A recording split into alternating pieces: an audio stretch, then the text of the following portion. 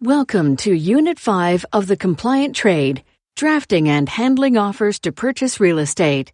Let's get started.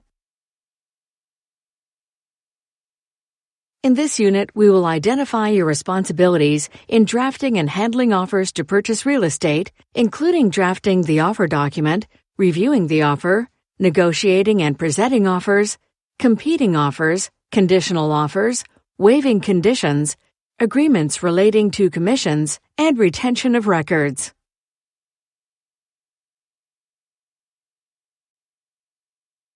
Things are moving forward with the sale of Sophie's house. There are many prospective buyers, and some have stated that they may be presenting an offer.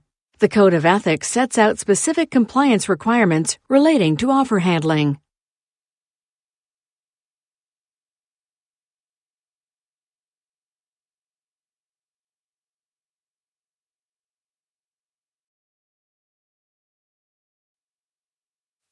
Let's take a look at this interaction between Matthew, who is representing Sophie as the seller, and Lily, who is representing one of the potential buyers.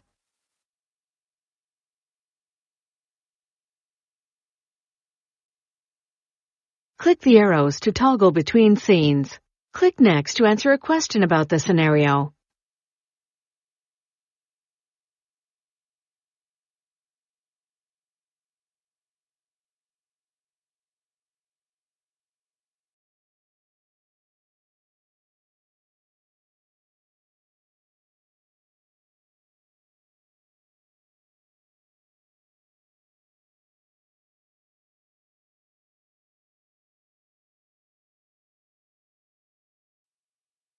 Why can't Matthew relay to his client that he received an offer from Lily's buyer? What issues come to mind from this kind of conversation?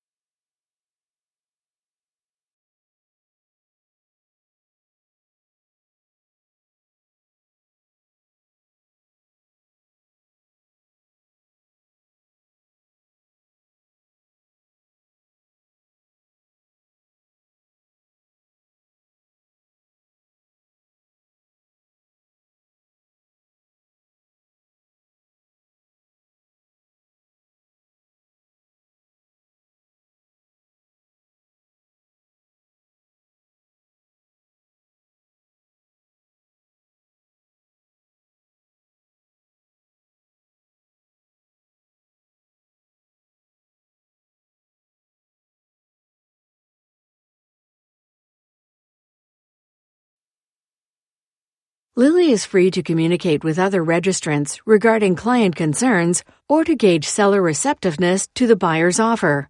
However, these short conversations cannot be considered a proper offer because verbal offers are not actual offers under REBA.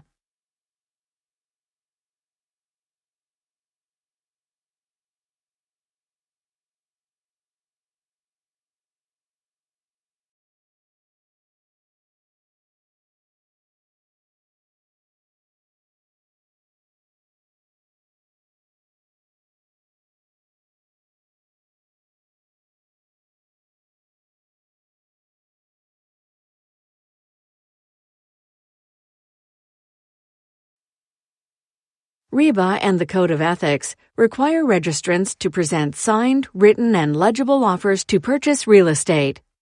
This is also an issue for Matthew, who cannot let his own client or any other potential buyers know that an offer has come in. If it is not signed, written, and legible, it is not an offer and it cannot be communicated to anyone. How does your answer compare to ours?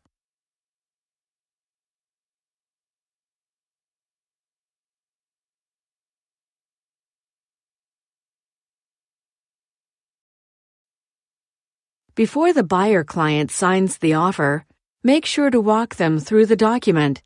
Verify that their name and personal information is correct. Inquire as to whether they would like to add anyone else as a party. Confirm how the client would like to handle the deposit. Is it supposed to be delivered on acceptance or with the offer? Or is there an alternative arrangement? Explain the implications of the irrevocable period. Walk the client through the process of bidding and what they can expect from it. Click the Pro Tip button to learn more.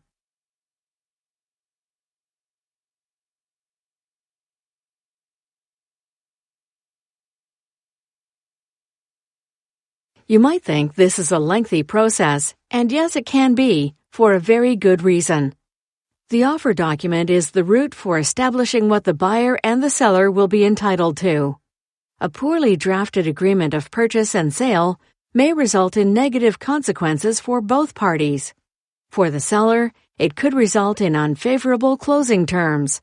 For the buyer, it may result in losing the deposit or getting stuck with a faulty home. Therefore, whatever time it takes you to review the entire document with the client is the time that is required in this stage of the trade. Your duties entail more than adding or removing conditions to an agreement of purchase and sale, or APS. You have an obligation to promote and protect the best interests of your client. Carefully drafting and explaining the offer document to your client is essential in complying with this obligation.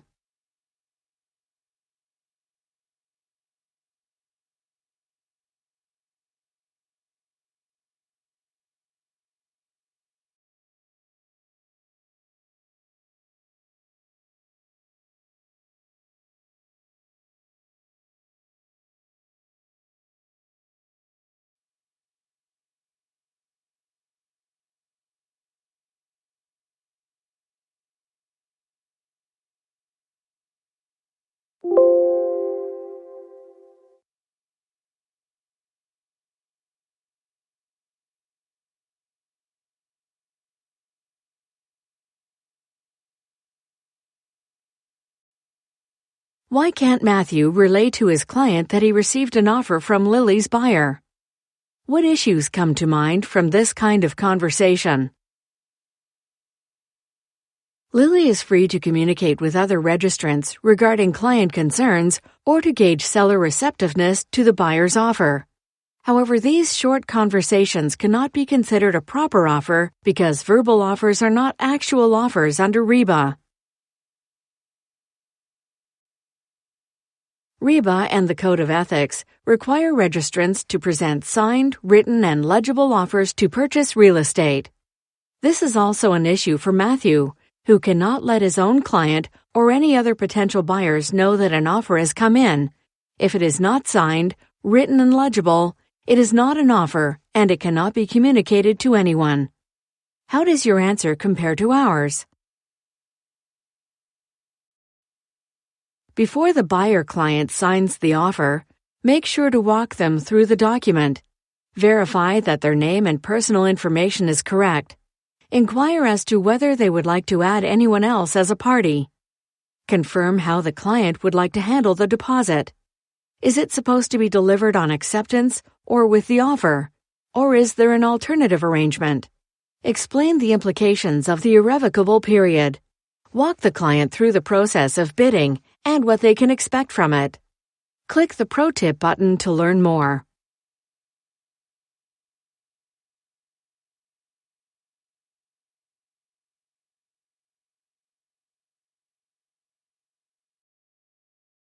You might think this is a lengthy process, and yes, it can be, for a very good reason.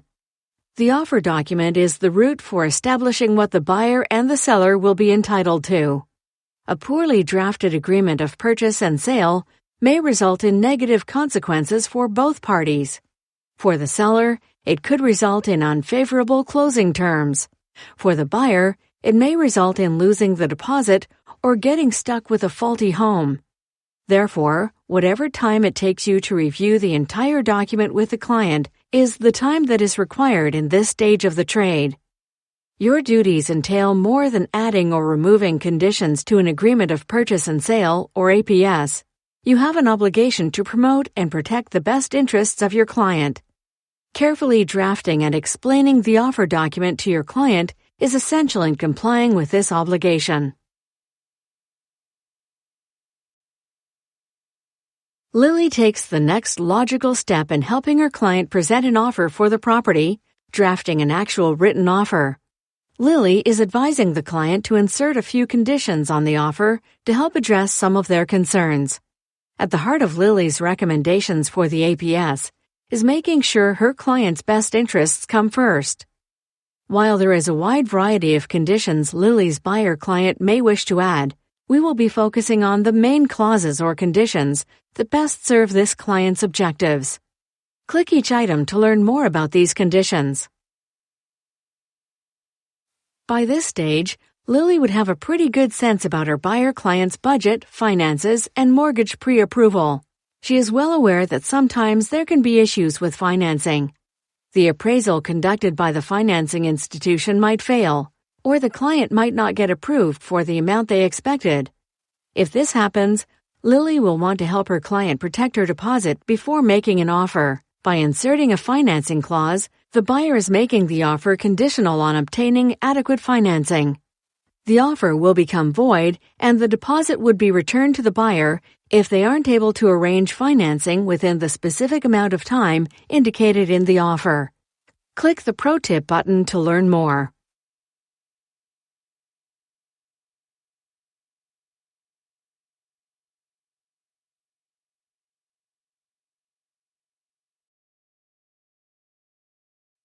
A good clause will do what we just reviewed.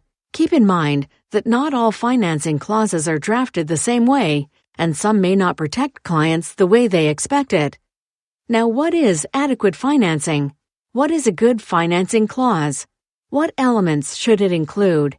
You must aim for financing terms that are acceptable at the sole discretion of the buyer. In other words, a detailed financing clause that protects your buyer client. Good conditional clauses should answer these 6 questions. Think of them as the 6 W's of conditional clauses. Who's going to do it? Who's going to pay for it? What's going to be done? What's the time limit? What happens if it's not done? And can the clause be waived?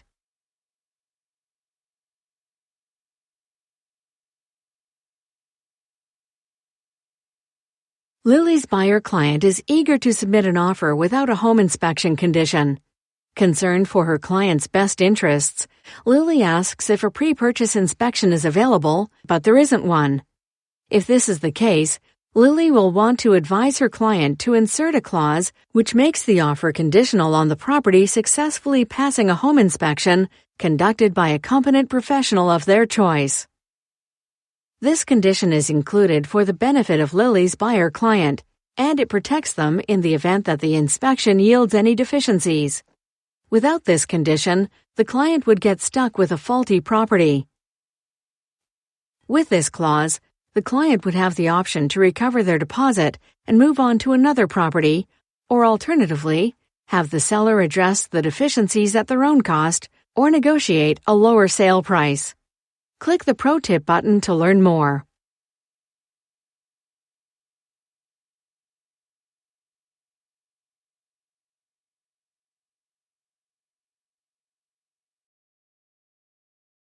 RECO encourages salespersons for buyers and sellers to support consumer protection through the use of home inspection certificates.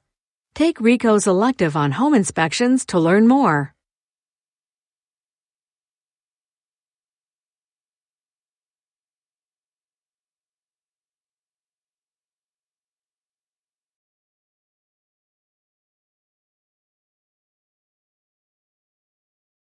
Lily's client may be waiting to sell their current property in order to purchase a new one.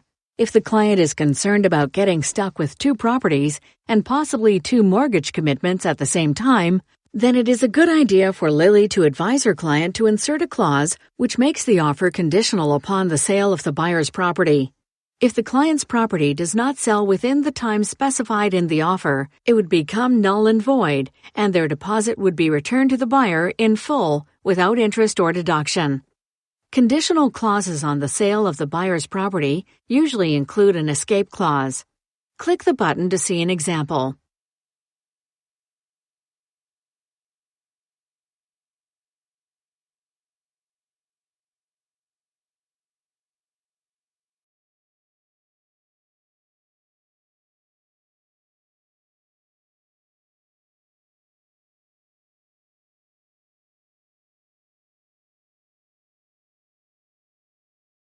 Getting insurance is not necessarily an issue with most properties, but for certain types of properties, this may become a significant concern.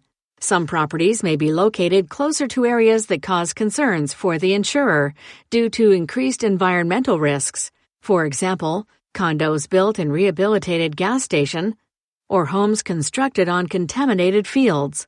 If this is the case, Lily will want to advise the client to submit an offer conditional on the buyer obtaining insurance for the property. Unless Lily's buyer client gives notice in writing to the seller that the condition is fulfilled, the offer would be void and the deposit would be returned to the buyer in full without any deductions. Click the Pro Tip button to learn more.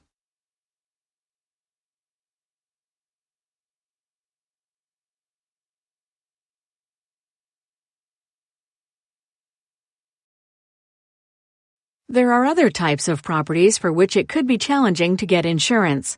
For instance, a cottage that was built on a slope and it is sliding downhill because of erosion and heavy rain might be difficult to insure.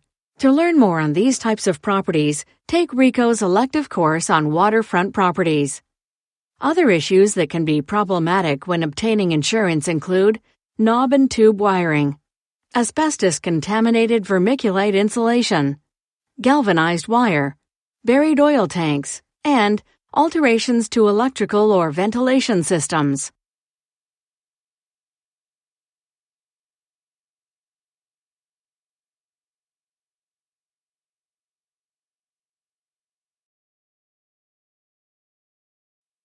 Once Lily's buyer is satisfied with the fulfillment of conditions in the offer, they would immediately sign and have Lily deliver a notice indicating fulfillment of those conditions to the seller or their salesperson.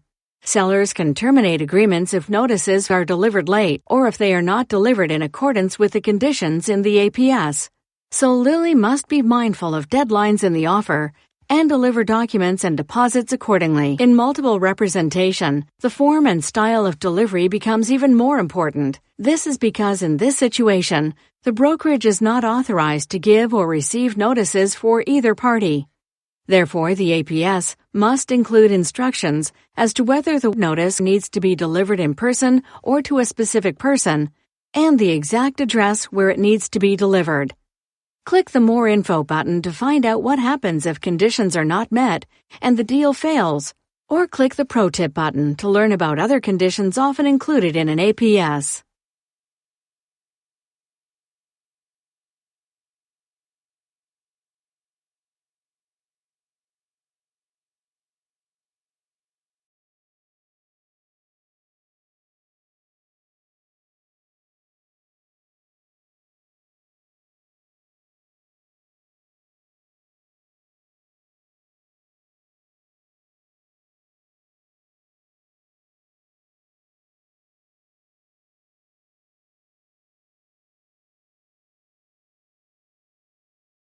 An APS may not be completed for a number of reasons, including unsatisfied conditions relating to financing, rezoning approvals, a home inspection, or the sale of a buyer's current home. Failure to satisfy a condition in an APS may raise the issue of the return of the buyer's deposit, which is to be held in a brokerage's real estate trust account. A brokerage can only return a deposit to a buyer when a deal falls through if a mutual consent or direction is signed by the buyer and seller agreeing to the disbursement, a court order authorizes the disbursement, or specific contractual terms outline how and when the deposit will be returned to the buyer within an identified time period. Further, REBA requires that disbursements from the trust account be made only in accordance with the terms of the trust. We will discuss this further in the next unit. Refer to the course resources for an article on failed agreements of purchase and sale.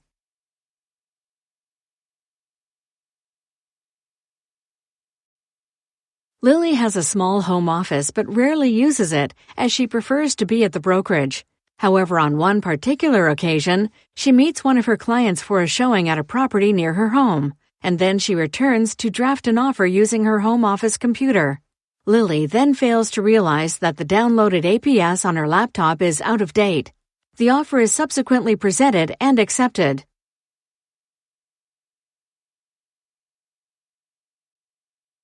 What issues come to mind in this situation?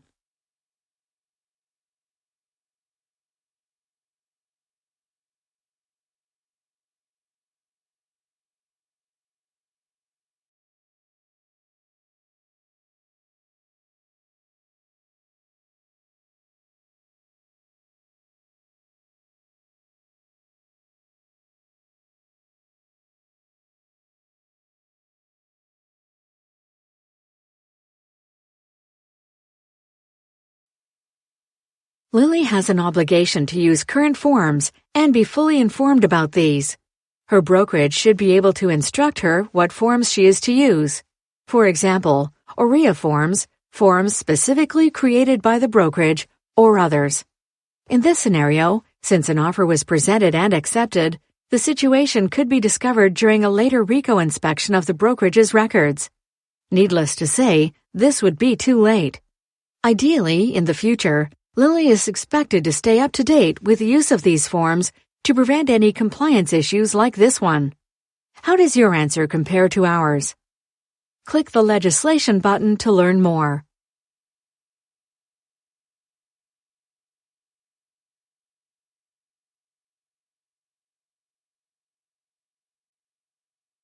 We just reviewed that when helping a buyer make an offer, you can only present written, signed offers.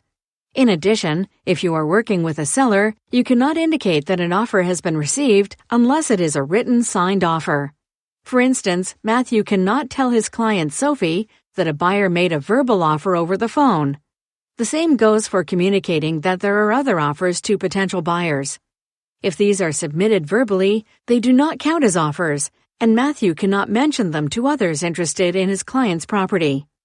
What are other obligations to keep in mind with regards to offers? Click Next to find out.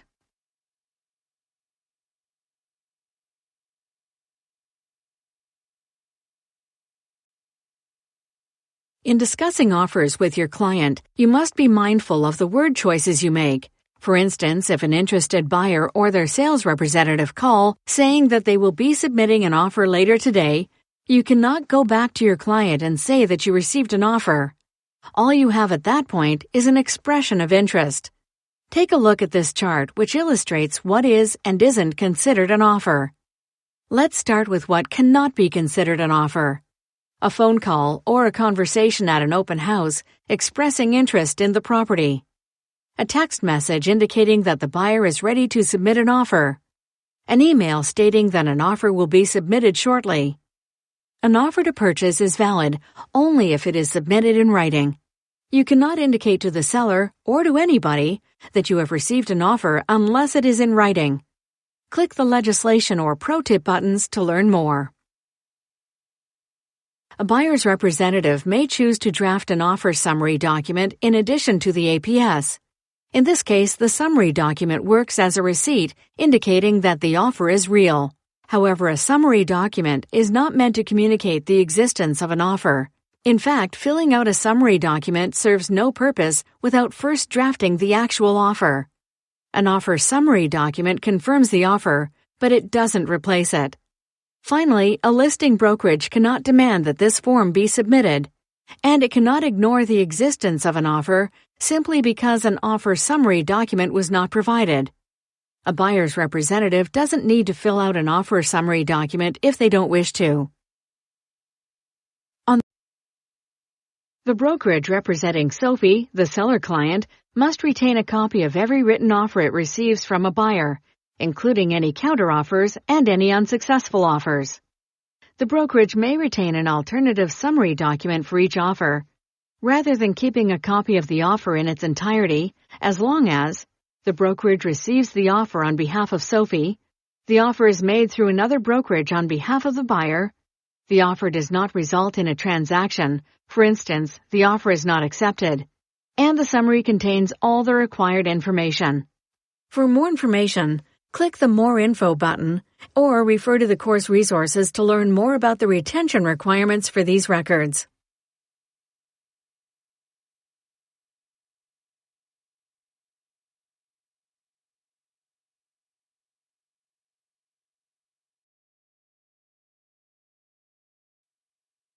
Matthew is planning a vacation with his family. How can Matthew and his brokerage ensure that the obligations to Sophie and all his other clients are met during his absence?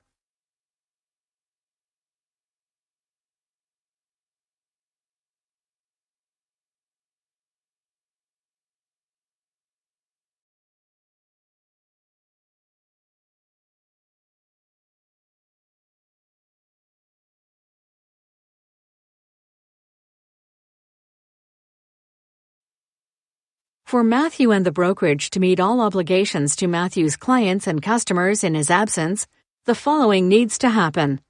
Matthew must arrange for another salesperson at the brokerage to handle any matters related to his listings and associated activities. Matthew must inform the broker of record of any arrangements. The salesperson replacing Matthew must fulfill all obligations and assist his clients as needed. And, most importantly, Matthew is expected to inform his clients about the arrangements he has made to ensure maintenance of service levels. Clients should be aware of the steps you are taking to promote and protect their best interests while you are away. Click the Pro Tip button to learn more.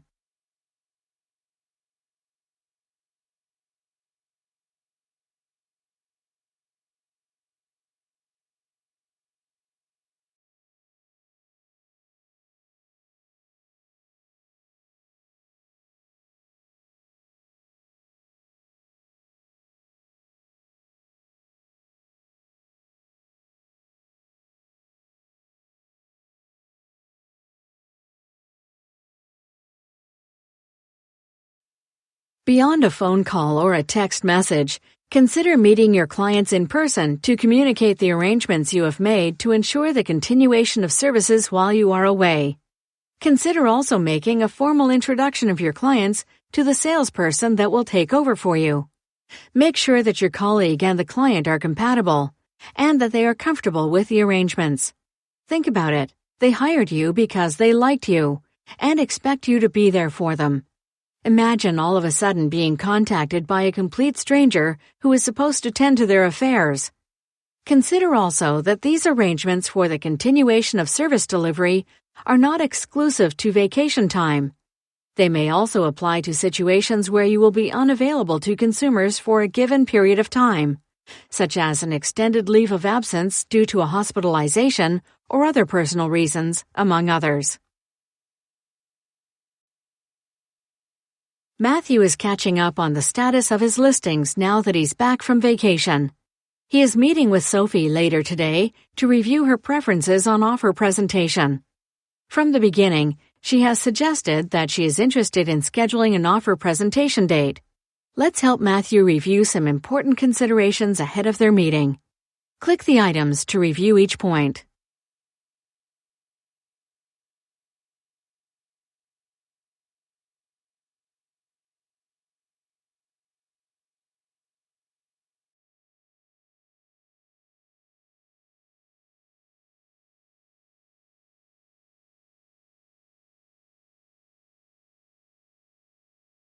Once Matthew should start asking Sophie early in the process how she wants to receive offers. Does she want him to send her electronic copies of each offer? Does she understand what happens during the actual offer presentation? How does she want Matthew to address her questions? Does she have a particular preference on how offers are presented? For example, Sophie may wish to allow each sales representative to pitch each of their offers in person, or alternatively, Sophie may just want to see the written offers without a sales pitch. No matter the approach she chooses, each salesperson must leave a written copy of the offer for the seller's consideration.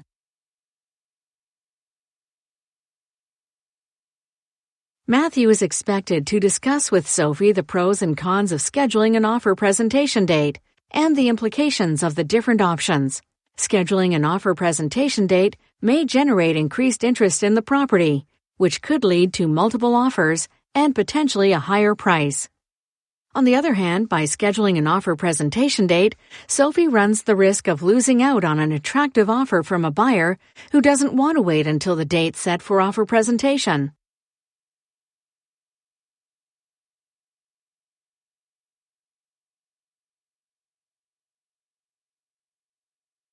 Matthew is expected to explain to Sophie that a scheduled offer approach may prompt some buyers to submit preemptive offers under certain market conditions. Preemptive offers often expire before the scheduled offer presentation in an effort to avoid the established offer process. All written directions provided by Sophie on offer handling must explicitly outline how Matthew is to handle any preemptive offers.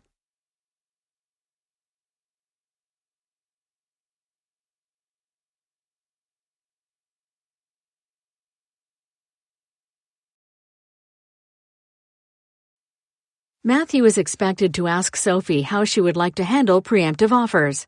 Some questions he could ask to help her determine her preferred strategy could include: how much information do you want about any offers that come in? Do you want to be notified of a preemptive offer without seeing the details? Would you prefer to see the details of a preemptive offer but not formally consider it until the offer presentation date? Do you want to consider all offers received on or before the offer presentation date? Would you like to only consider offers that are above a certain price? Would you rather consider only offers that contain a specific condition? Or would you prefer not to be informed at all about any preemptive offers? If Sophie's instructions are still not clear after reviewing these questions, Matthew should continue the conversation until both of them understand and agree to what exactly she wants.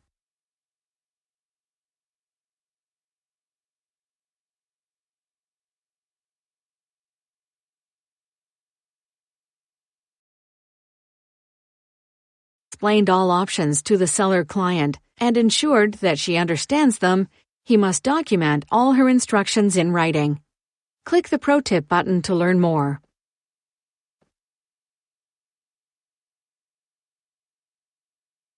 If Sophie wishes to make changes to her written directions, Matthew must immediately update the notes in any listing for the property in order to accurately reflect a new offer process. He is then expected to send a written notification of the changes to anyone who has expressed an interest in the property.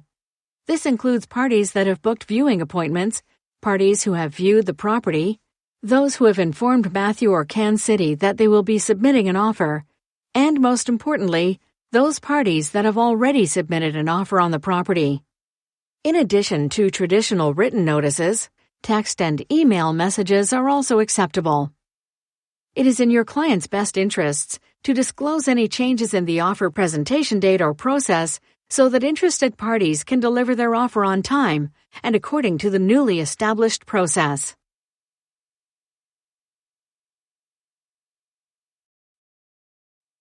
The meeting with Sophie was a success, and both Matthew and the client now fully understand the directions with regards to the offer presentation process.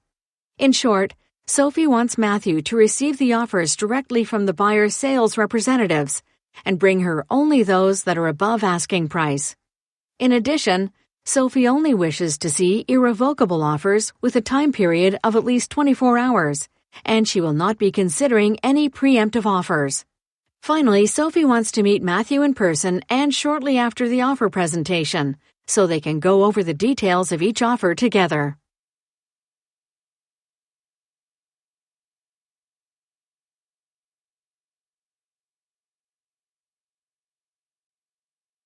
Let's now take a look at this interaction between Matthew and Shannon, a salesperson with a cooperating brokerage who is interested in Sophie's property. Click Next to answer a question about the scenario.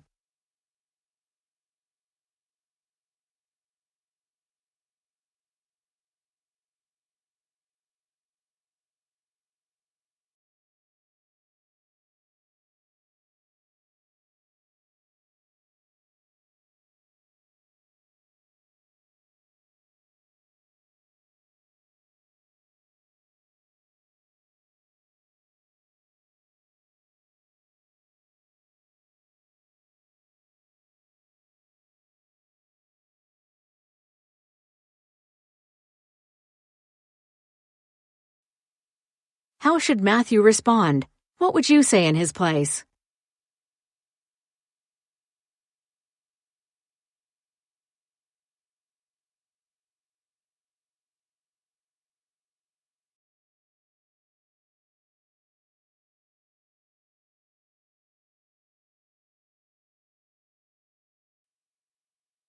Matthew can only disclose how many offers his seller client has received under certain circumstances. First, Matthew must disclose the number of competing offers to every person who is making one of the competing offers. This is to comply with Section 26 of the Code of Ethics. Also, Matthew may disclose the number of competing offers if the seller provides consent to share this information with any interested party, whether or not they submit a written offer. Regardless of the circumstance, Matthew must not reveal any of the details or substance of such competing offers. Only the number of offers can be disclosed. How does our answer compare to yours? Drag the slider button to rate your answer. Click the legislation button to learn more.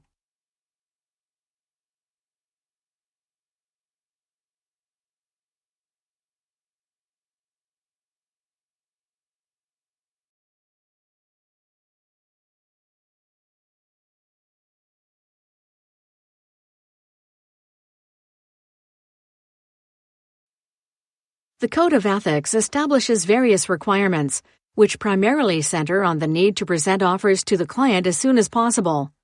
Brokerages need to ensure that in the absence of one of their salespersons, there are procedures in place for the timely delivery of offers. These requirements also apply to customers whenever the customer and the brokerage have a written agreement for the brokerage to receive offers.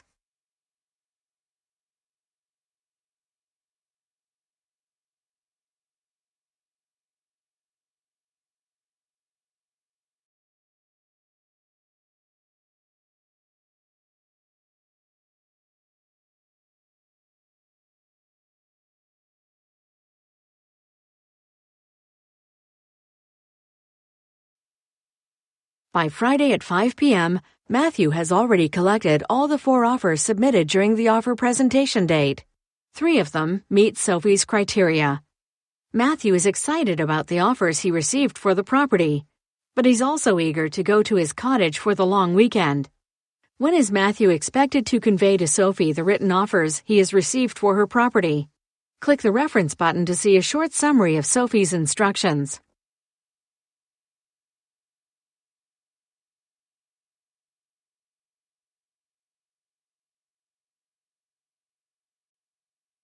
That is not correct. Offers received by Matthew must be conveyed to his client at the earliest possible opportunity. Try again.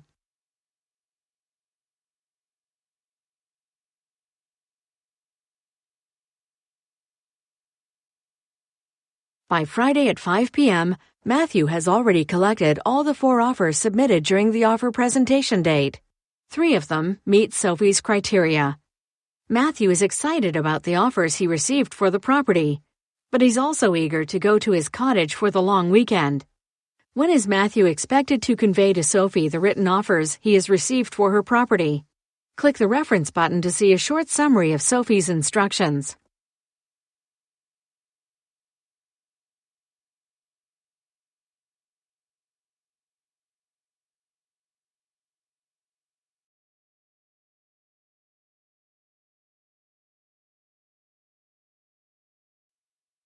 That is not correct.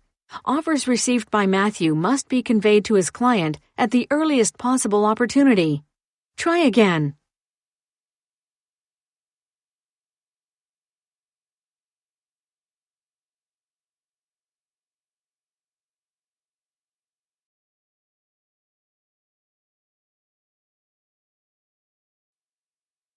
By Friday at 5 p.m., Matthew has already collected all the 4 offers submitted during the offer presentation date. 3 of them meet Sophie's criteria. Matthew is excited about the offers he received for the property, but he's also eager to go to his cottage for the long weekend.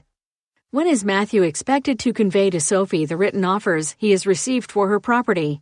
Click the reference button to see a short summary of Sophie's instructions.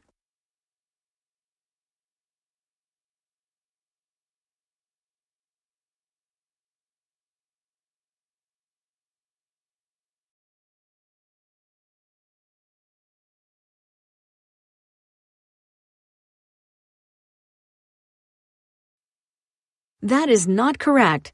Offers received by Matthew must be conveyed to his client at the earliest possible opportunity. Try again. By Friday at 5 p.m., Matthew has already collected all the 4 offers submitted during the offer presentation date. 3 of them meet Sophie's criteria. Matthew is excited about the offers he received for the property, but he's also eager to go to his cottage for the long weekend. When is Matthew expected to convey to Sophie the written offers he has received for her property? Click the reference button to see a short summary of Sophie's instructions.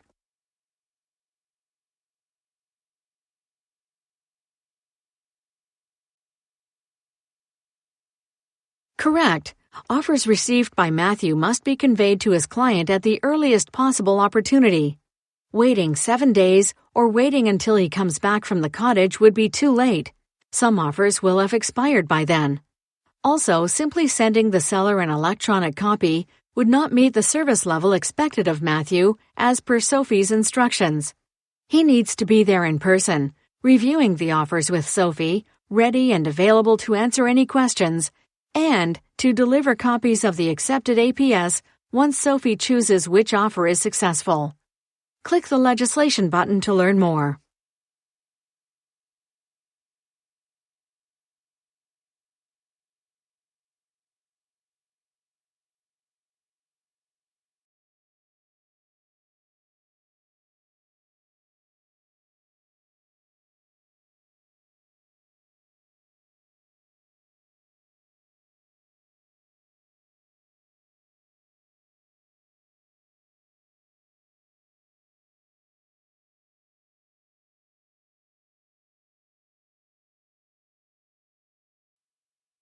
Matthew proceeds according to the instructions provided by Sophie. He meets her soon after receiving a total of 4 offers from the salespersons representing the interested buyers.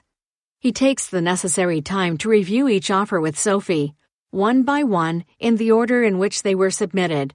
Matthew answers all of Sophie's questions, assists her in making a final decision, and provides written acknowledgement to all offering parties that their offer was conveyed. Oliver, the buyer working with Lily from Open Lane Realty, submitted the offer that Sophie ultimately decided on. Sophie signs the APS accepting Oliver's offer, receives a copy of the agreement from Matthew immediately after signing, and proceeds to complete the written acknowledgement prepared by Matthew. All that is pending is for Matthew to deliver copies of the accepted agreement and obtain written acknowledgement from Lily's buyer. However, he still has his cottage trip in mind. Click Next to answer another question about this scenario.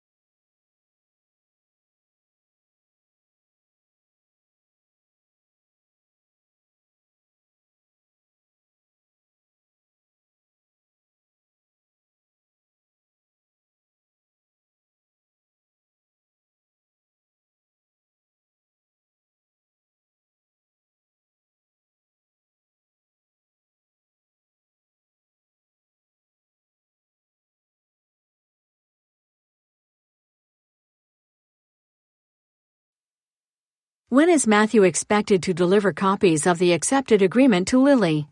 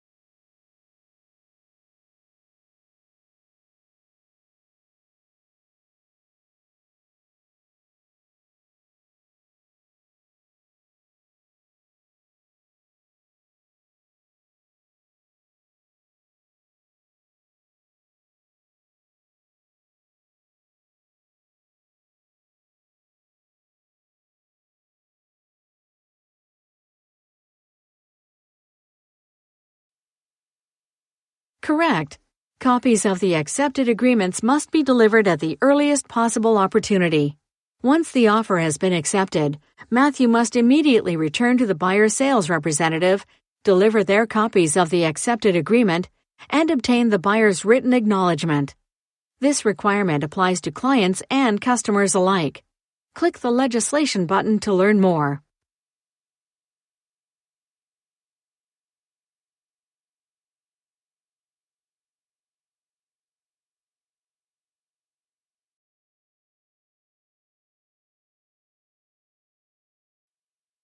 It's almost midnight now, and Matthew has just finished delivering copies of the agreement to all pertinent parties.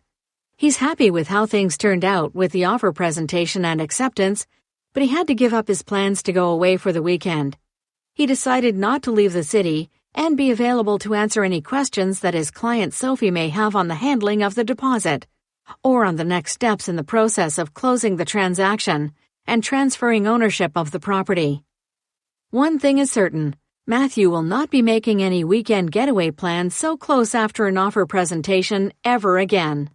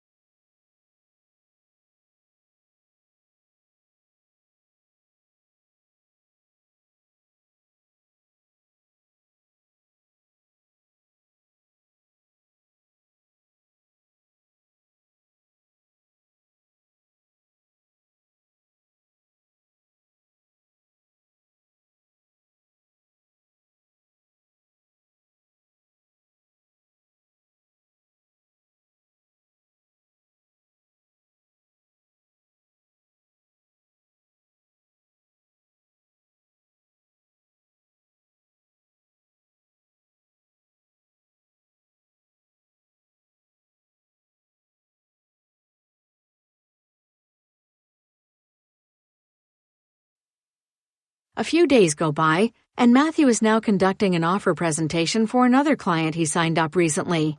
Matthew's client is trying to sell a spacious 3-story house midtown to move somewhere outside the city. Let's take a look at this interaction between Matthew and the representative for one of the interested buyers. Click Next to answer a question about the scenario. If all other offers are equal, Matthew's client would receive more money by paying less in commission should they decide to go with the offer that charges a reduced commission. With this in mind, who is Matthew supposed to inform about the offer that charges a reduced commission?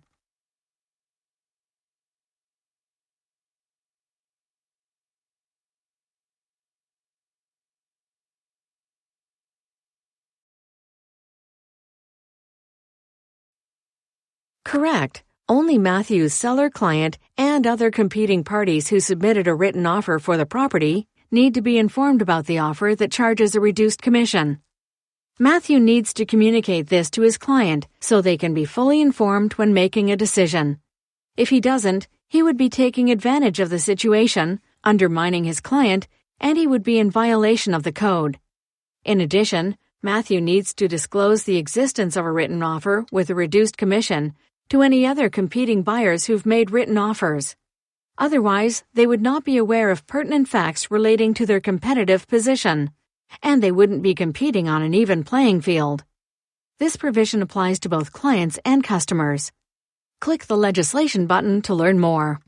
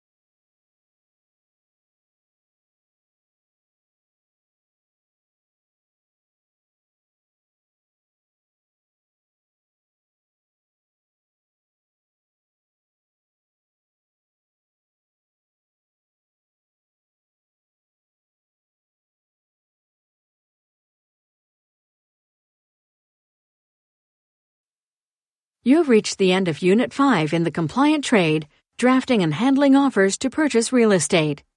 In this unit, we reviewed your responsibilities in drafting and handling offers to purchase real estate, including drafting the offer document, reviewing the offer, negotiating and presenting offers, competing offers, conditional offers, waiving conditions, agreements relating to commissions, and retention of records.